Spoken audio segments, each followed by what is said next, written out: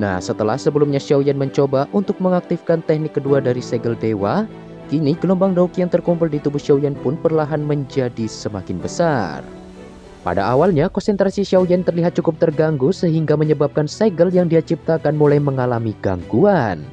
Beruntung, Xiaoyan memiliki energi spiritual yang jauh lebih besar dari orang biasa yang mampu membantunya mengendalikan aliran Daoqi tersebut secara perlahan. Tak lama kemudian, Xiaoyan lantas menghirup nafas dalam-dalam sembari menenangkan pikirannya. Setelah memasuki ketenangan yang luar biasa, Xiaoyan akhirnya berhasil mengendalikan segel pembalik laut sepenuhnya. Dalam sekejap, Daoqi hijau giok pun terkonsentrasi dan terus mengalir dari tangan Xiaoyan hingga membentuk sebuah lapisan berbentuk telapak tangan yang menyerupai kristal giok. Tekanan yang dihasilkan dari teknik segel ini benar-benar membuat semua orang merasa takut, bahkan Medusa dan Pelindung Ti seketika menghentikan pertarungan mereka saat menyadari bahwa Xiaoyan telah menciptakan sebuah teknik yang sangat berbahaya. Dalam momen singkat itu, Xiaoyan lantas berteriak dengan keras menyuruh Medusa agar segera menghindar sejauh mungkin. Di saat yang bersamaan, Xiaoyan pun melesatkan teknik tersebut tepat ke arah Pelindung Ti tanpa memberikannya waktu untuk melarikan diri. Pelindung Ti yang merasakan ada bahaya besar terkandung dalam serangan itu pun seketika merasa terkejut dan bertanya-tanya, bagaimana bisa seorang Do Huang memiliki teknik Dou yang sangat menakutkan. Dikarenakan auranya kini telah sepenuhnya terkunci, Pelindung Ti pun tak bisa lagi mundur dan memutuskan untuk menahan serangan tersebut dengan kekuatan penuh yang dia miliki.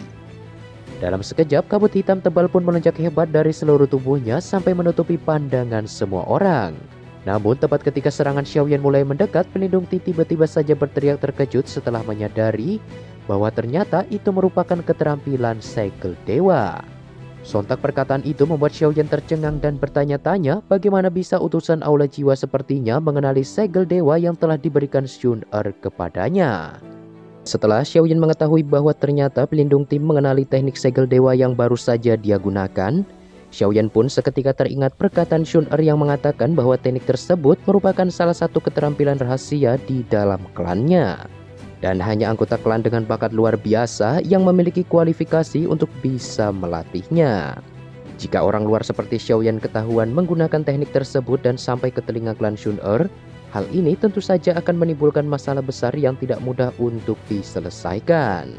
Oleh karena itu, Xiaoyan tidak punya pilihan lain selain membunuh Pelindung Ti jika tidak ingin rahasia tersebut diketahui oleh orang lain.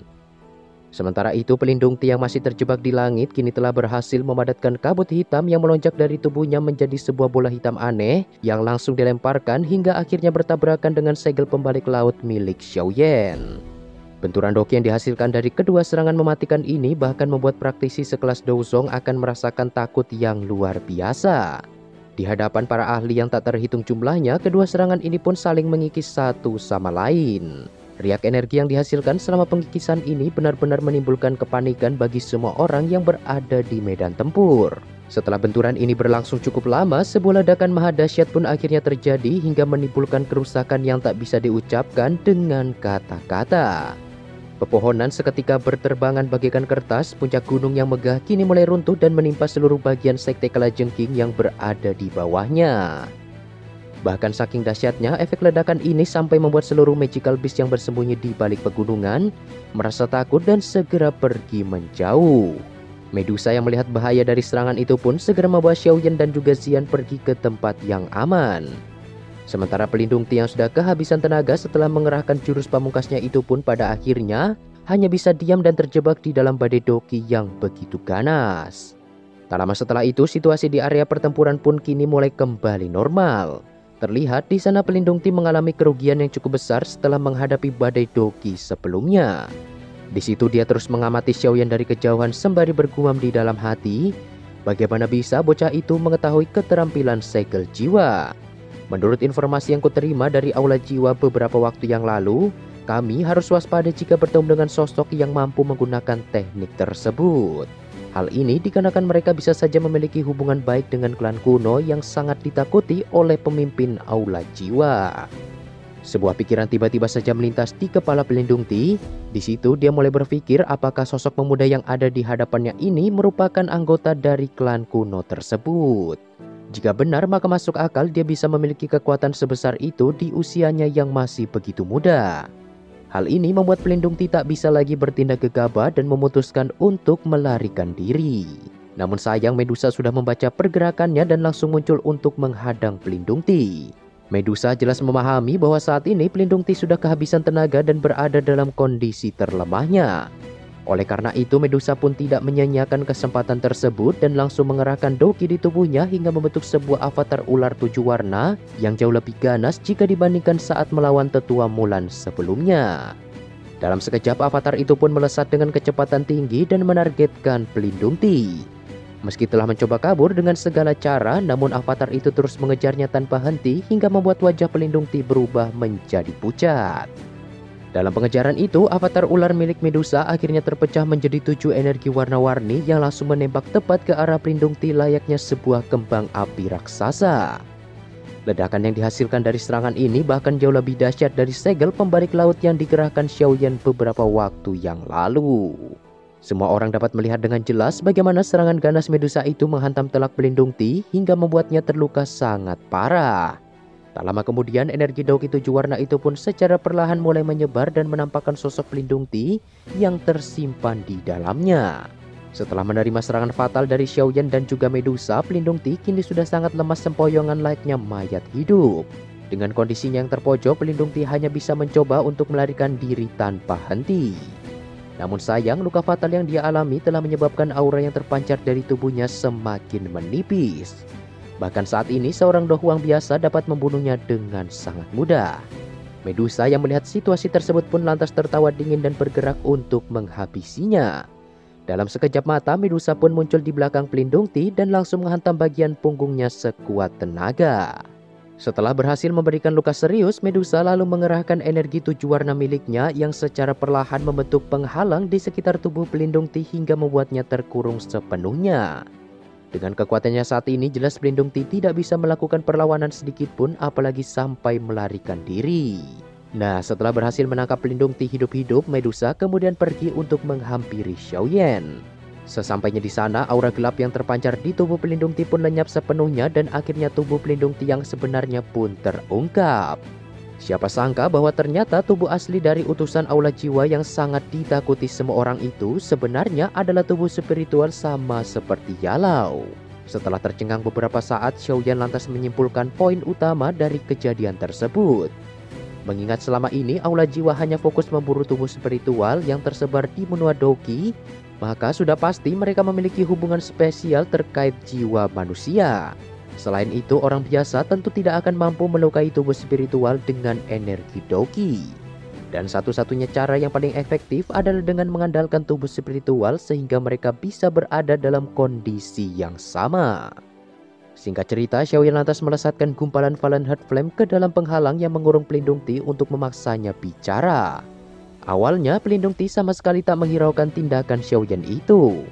Namun siapa sangka ternyata Fallen Heart Flame mampu melukai tubuh spiritual. Situasi semacam ini tentu membuat pelindung Ti dipenuhi kepanikan yang luar biasa. Bagaimana tidak, jika dia sampai terbakar habis maka dia akan benar-benar lenyap dari muka bumi ini. Xiaoyan yang melihat musuh bebuyutannya itu tersiksa pun hanya menunjukkan senyum dingin mengejek. Tepat ketika tubuh spiritual pelindung Ti akan menghilang terbakar api, Xiaoyan pun dengan cepat menarik kembali Fallen Heart Flame hingga membuatnya padam secara perlahan. Di saat yang bersamaan, Xiaoyan lantas mengambil sebuah botol giok dan segera menyegel pelindung Ti ke dalamnya. Pada saat ini, Xiaoyan memutuskan untuk menunda proses interogasi dan memilih untuk menyelesaikan masalah yang terjadi di medan tempur terlebih dahulu. Keberhasilan ini tentu membuat Xiaoyan merasa sangat lega. Tujuan utama mereka datang ke Kekaisaran Chunyun kini telah tercapai dan hanya tersisa masalah antara Sekte Racun dan juga gerbang 10.000 kalajengking. Selain itu, Xiaoyan juga merasa semakin percaya diri setelah mengetahui Fallen Heart Flame ternyata sangat efektif untuk melawan tubuh spiritual. Jika sebagian besar anggota aula jiwa sama seperti pelindung Ti, maka hal ini akan meningkatkan peluangnya untuk bisa mengalahkan aula jiwa di masa depan. Selang beberapa waktu, Medusa yang merasa khawatir dengan kondisi Xiaoyan pun segera mendekat dan menanyakan keadaannya saat ini. Mendengar perkataan Medusa yang dipenuhi kecemasan itu, Xiaoyan pun seketika menggelengkan kepalanya sembari tersenyum dan mengucapkan terima kasih atas bantuan yang telah Medusa berikan. Tanpa campur tangan Medusa, tentu Xiaoyan tidak akan mampu menghadapi pelindung Ti seorang diri, apalagi sampai menangkapnya hidup-hidup. Di saat yang bersamaan, sebuah pergerakan yang cukup besar pun mulai terlihat dari gumpalan gas beracun yang diciptakan oleh Xiao Yishen. Secara perlahan, gumpalan raksasa itu pun semakin menipis dan akhirnya menyebar luas menjadi riak energi. Tentu saja kabut ungu yang mengandung racun ini bukanlah sesuatu yang bisa diremehkan. Wajah Xiaoyan dan yang lainnya pun seketika berubah tepat ketika kabut beracun itu mulai menyebar. Jika dibiarkan begitu saja, kemungkinan segala kehidupan yang ada di gunung tersebut akan lenyap sepenuhnya.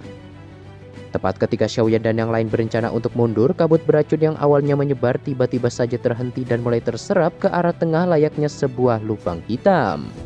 Tak lama kemudian, kabut beracun yang sangat berbahaya itu pun akhirnya menghilang diiringi dengan munculnya sosok Xiao Yishen yang terlihat cukup berantakan. Jejak darah menyebar di seluruh tubuhnya yang menandakan betapa sengitnya pertempuran tersebut. Sementara itu, tak jauh dari posisi Xiao Yishen berada, terlihat Pak Tua Si Bian yang juga menderita luka parah. Semua orang dapat melihat dengan jelas jejak serangan Xiao Yishen yang masih membekas di tubuh Si Bian. Dari kondisi mereka berdua, tampaknya pertarungan yang telah mereka alami itu jauh lebih ganas dan brutal jika dibandingkan dengan pertarungan yang terjadi di luar. Setelah tumbangnya pelindung Ti, maka kini satu-satunya harapan yang dimiliki Sekte Kalajengking adalah Si Bian seorang. Tak lama kemudian Xiao Yishen lantas mengusap bekas darah di ujung mulutnya sembari berkata, "Pak Tua, tampaknya kekuatan yang kau miliki tidak sekuat rumor yang kudengar selama ini." Perkataan itu sontak membuat Si Bian merasa sangat kesal. Jika bukan karena bantuan dari tubuh racun milik Xiao Yishen, dia yakin pertempuran tersebut pasti akan dimenangkan olehnya. Meskipun begitu, Si Bian juga merasa sedikit senang dikarenakan setelah melepaskan tubuh racun beberapa kali, maka tak lama lagi Xiao Yishen pasti akan kehilangan kendali atas tubuhnya. Si Bian lantas tersenyum dingin, dia yakin pada saat itu akan ada ahli kuat yang datang untuk membunuh Xiao Yishen. Selang beberapa waktu, tiga sosok manusia yang tidak lain adalah Xiaoyan, Medusa, dan juga Xian pun akhirnya datang menghampiri Xiao Yishen. Di situ Medusa lantas menyapu pandangannya ke arah Si Bian dan berkata bahwa kami sudah berhasil mengalahkan pelindung Ti. Dokter peri kecil, apakah kau membutuhkan bantuanku untuk menyelesaikan pertempuran ini? Kata-kata penuh ejekan itu membuat Xiao Yishen merasa kesal. Dia lalu menjelaskan bahwa saat ini Si Bian telah terkena darah dari tubuh racun miliknya. Jadi bisa dipastikan bahwa hari ini dia pasti akan mati. Mendengar semua itu, Xiaoyan pun cukup terkejut dan langsung mengamati kondisi Si Bian dari kejauhan. Terlihat di sana Pak Tua itu sedang kesulitan dan berjuang keras untuk menghilangkan racun ganas yang sedang menyerang tubuhnya.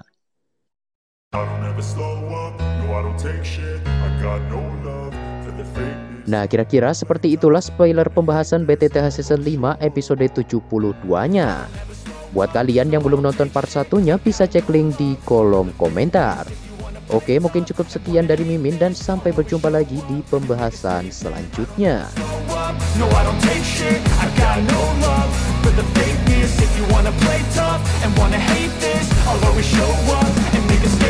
Everything I do so instinctive and so passionate. Every word I move so descriptive like an adjective. I got a vendetta against people who patented being negative when you should be getting after it. I got facts over tracks, this and that, spitting slow, spitting fast. I could roast, I could gas, think I'm okay at last, but I don't know if that can erase